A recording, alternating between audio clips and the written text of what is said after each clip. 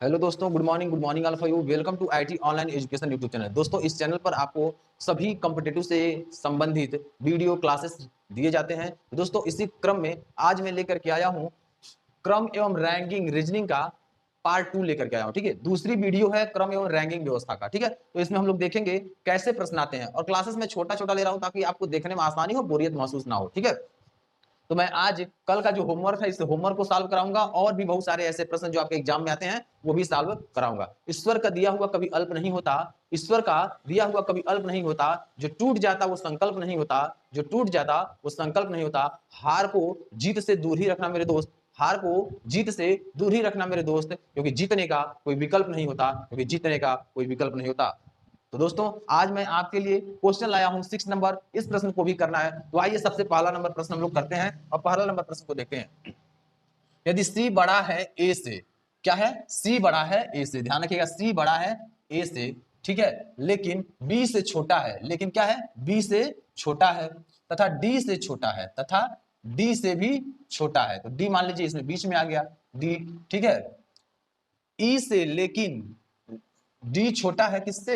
ई से। डी छोटा है आपका ई से, डी छोटा है आपका, ठीक है, डी यहां हो गया, डी छोटा है आपका किससे? ई से, लेकिन सी से बड़ा है, लेकिन सी से बड़ा है, ठीक है। तब इनमें से कौन सा निश्चित हो सकता है? ई सबसे बड़ा है, ई सबसे बड़ा है, बी सबसे बड़ा है, बी सबसे बड़ा है, ठीक है। लेकिन यहां ध्यान रखिएगा, यहां जो एडजस्ट होगा, डी बड़ा है बी से, डी बड़ा बी से, ये भी नहीं सिस्टमेटिक बैठ रहा है, ठीक है ना। उसके बाद देखिए, ए सबसे छोटा है, ए सबसे छोटा, जी हाँ, ये सबसे छोटा है। तो ये इक्वेशन को ध्यान पूर्वक देखिए, क्या आपका इक्वेशन क्या आ रहा है, ठीक है। अब यहां देखेंगे थोड़ा सा मिस्टेक हो गया था, यहां पर ई सबसे बड़ा है, ये बड़ा नहीं हुआ, ई सबसे छोटा है, सबसे ई सबसे छोटा है, ठीक है ना, छोटा है, क्योंकि दो दो ऑप्शन सही हो रहा था। तो ई सबसे छोटा है, नहीं, बड़ा है। बी सबसे बड़ा है, नहीं। उसके बाद देखिए, डी बड़ा है बी से, डी बड़ा है बी से, सॉरी, डी और बी में यहां होगा डी, डी यहाँ बी होगा, यहाँ डी होगा, ठीक है।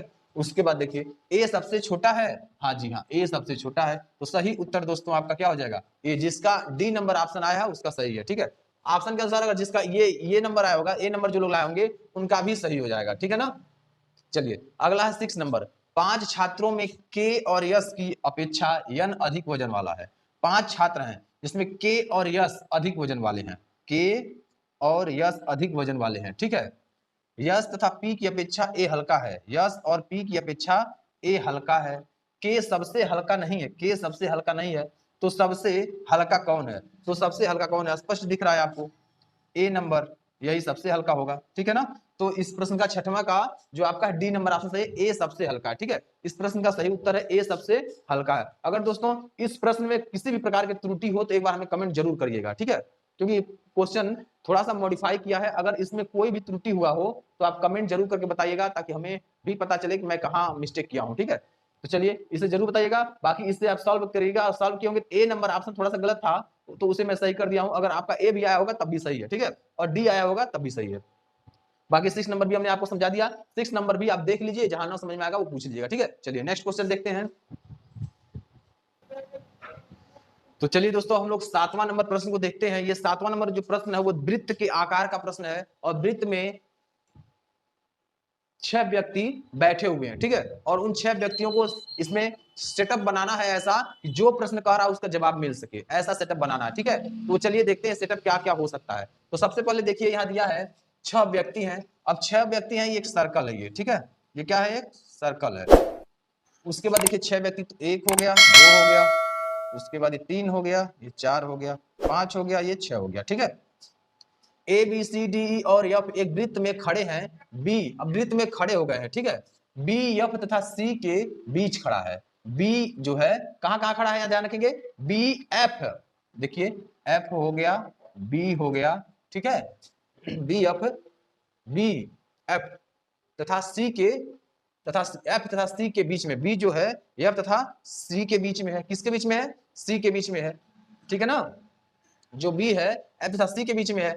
अब देखिए उसके बाद क्या कर रहा है, ए ई तथा डी के बीच में, ए ई, ए जो है, अब देखिए यहां बी एफ के बीच में, बी बी और एफ, सॉरी एफ और सी के बीच में बी है, तो उसी प्रकार ई और डी के बीच में ए है। ठीक है, ई और डी के बीच में ए है। ठीक है, ई और डी के बीच में क्या है, ए है। या डी को ऊपर कर लीजिए, यही इसको डी कर लीजिए, डी और यहाँ ई कर लीजिए, इसके बीच में ए है।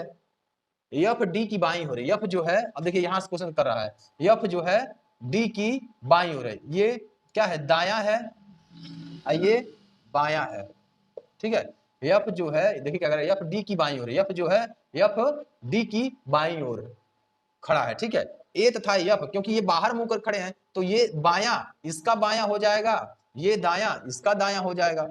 ठीक, तो अब देखिए एफ डी की बाई ओर है, एफ जो है डी की बाई ओर है, क्योंकि अगर ऐसे खड़े होंगे तो ये ध्यान रखना, ये बाया हाथ हो जाएगा ना, इधर खड़े होंगे ये बाया हो जाएगा। ठीक है, उसके बाद देखिए ए तथा एफ के बीच में कौन बैठा है, ए और एफ के बीच में, देखिए ए है और एफ, ये एफ है, ए और एफ के बीच में कौन बैठा है, यही तो बैठा है, डी। ऑप्शन नंबर सी हो जाएगा सही आंसर। ठीक है ना, इस प्रश्न का सही उत्तर जो होगा वो क्या होगा, ऑप्शन नंबर सी, डी बैठा है बीच में। देख लीजिए एक बार और सिस्टमेटिक से, बोला एफ और सी के बीच में बी बैठा है और डी और ई के बीच में ए बैठा है।